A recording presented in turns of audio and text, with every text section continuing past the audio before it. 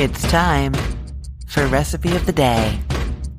We are right after Easter, and so the name of the game is using up ham leftovers. I have a recipe for you.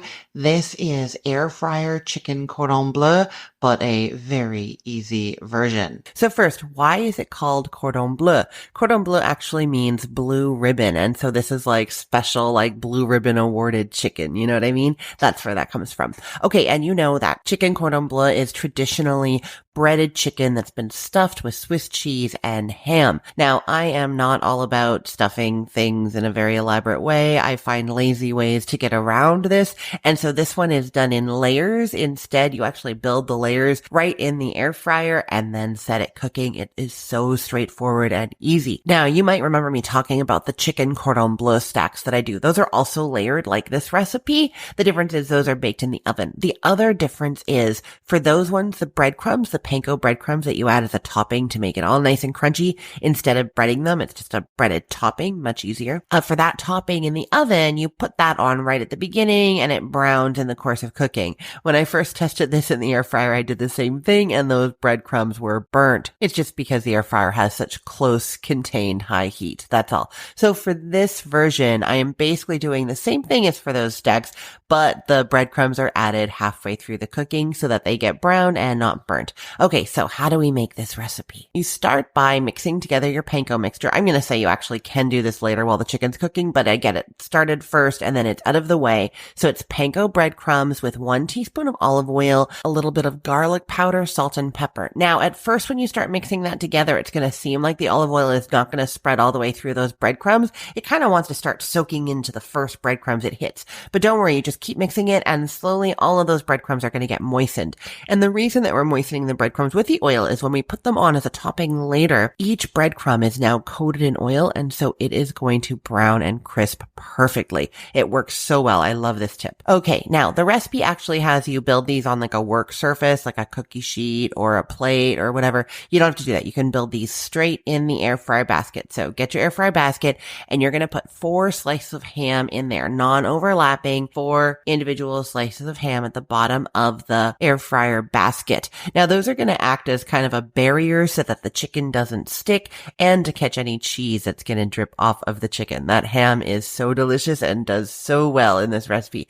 Now you're going to take your chicken thighs and you're going to unroll each one. So it's boneless, skinless chicken thighs. They come in these little bundles, right? It's because the bone has been removed from them and then they roll them up to make them look nice in the packaging. But you unroll them and then they're a little bit thinner so they're going to cook more quickly. Now I'm using chicken thighs here because they stay nice and juicy and I love that. You could absolutely use chicken breasts, but you would want to cut them in half, kind of on the diagonal. I have a video showing what I mean. You basically take a medium to large chicken breast and you cut it on the diagonal, and that gives you 2 portions that kind of look like chicken breast shaped, but they're a little bit smaller and they're going to cook more evenly and more quickly in sort of the time that it would take the chicken thigh to cook. Okay, so you put your chicken, whether it's the unrolled chicken thigh or the half chicken breast, onto the pieces of ham. So you're going to put 4 of those pieces of chicken, each one onto a piece of ham. Then you're going to top each chicken thigh with a slice of cheese.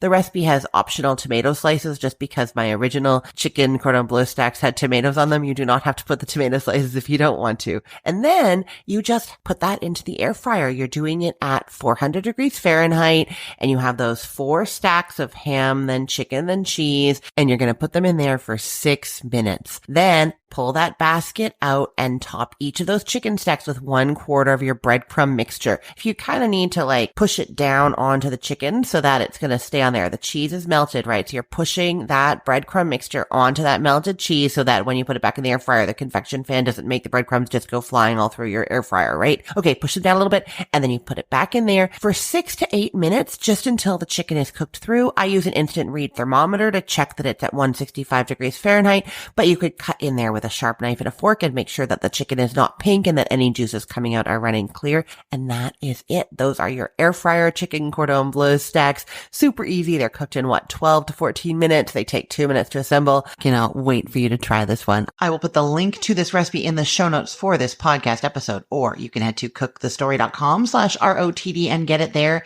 Everything there is arranged by date, so it's helpful to know that today is April 7th of 2026. I am Christine Pittman from from cookthestory.com, thecookful.com, cookfor2.us, and from this podcast, Recipe of the Day. I hope you have a great day. Let's get cooking.